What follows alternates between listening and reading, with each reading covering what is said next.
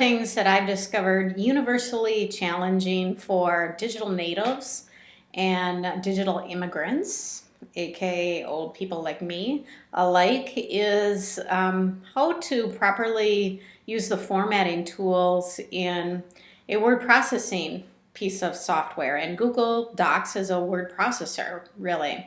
So I am going to give you some of my best tips on that. I'm in a Google Doc and I've pasted text in here, and that's often the root of the problem, is that you are working with text that you have pasted, and so that text that you've pasted comes with its pre-formatting code, which is really kind of built in terms of computer code or HTML code behind all this text.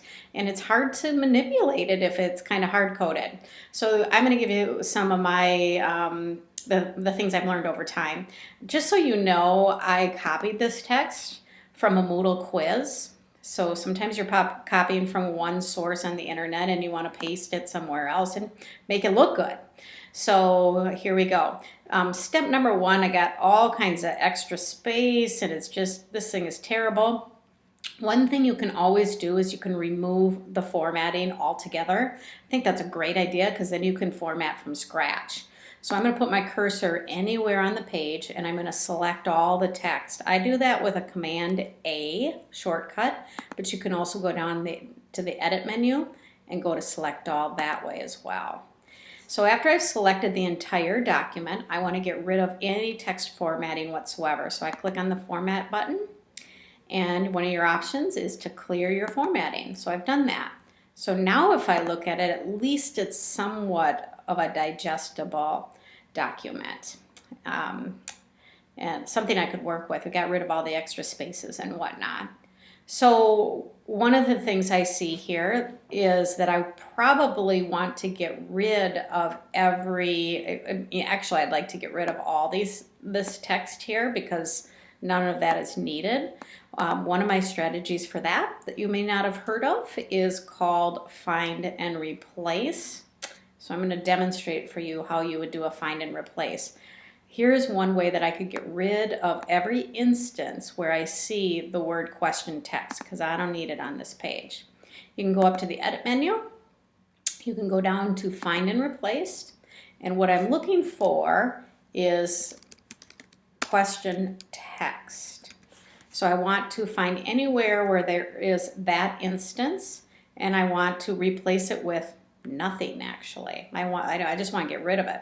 So if I click replace all, lo and behold, I will have gotten rid of that all in one fell swoop, which is saved me a lot of time actually. So I could do that for all of these. The one that might be a little tough is question, because I suppose it's possible that the word question is in one of these questions. And maybe I wouldn't want to do that, but in general, I would be able to get rid of a lot of these things. Okay, now here's another example of some text that I pasted that is in outline.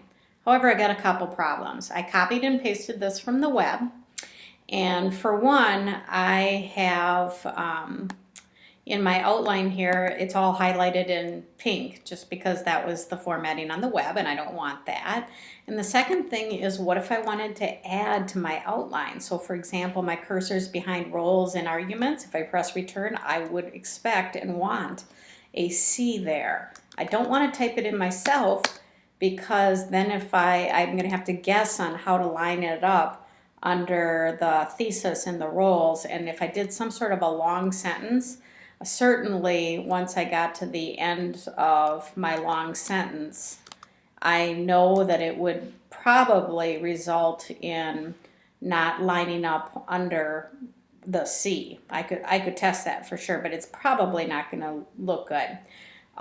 This is a huge issue for people who's doing outlining. So in this situation, if I was trying to use this as an outline, again, I'm going to start by selecting all and I'm going to get rid of the formatting because I know that that's going to help me get rid of that pink stuff. So now what do? Well, you really want to start from scratch. So this is going to be my first level in my outline, the word introduction. And so what I would do is I would get my cursor in front of that without any character in front of it.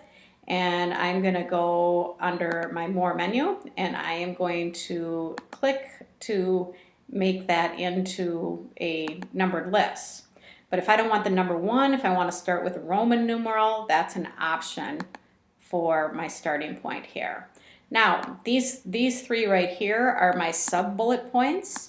So you can take the word thesis and you can just delete until you're back in front of introduction. And then if you press return, it's going to force that to Roman numeral 2. Well, if you don't want Roman numeral, but you want it to be a subpoint, what you do is you're going to use this tool right here, increase the indent. That makes it a subpoint.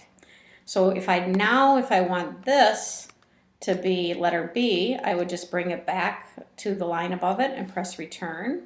And then I want this to be letter C. I again delete the manually typed in character, and I can get it to be letter C.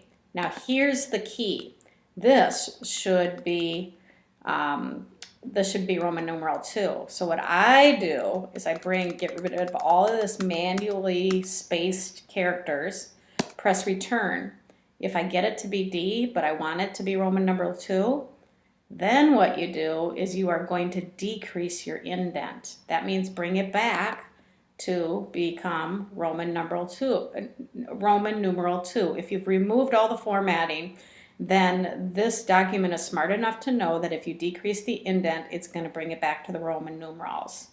So then, of course, you've learned about this before in an earlier video, but if I wanted this line now to be letter A, then you could maybe use the Format Painter by putting your cursor here, Format Painter, and then click, and it's going to adopt the formatting that you copied by putting your cursor right here. So one last piece here, just note that you can even go further in your sub points. So if I go, I do not want as a letter B, but again, if I click, boom, increase the indent, then I can get that to be number 1. And I can continue to get that in place. So a lot of times I see students come into the Media Center and they really just have messed up the formatting in their outline, and sometimes they just need to start from scratch and use this tool right here, the numbered list, and the increase and the decrease of the indent, and then of course having that knowledge of removing all formatting if you need to start over. So those are some good tips with formatting in a document.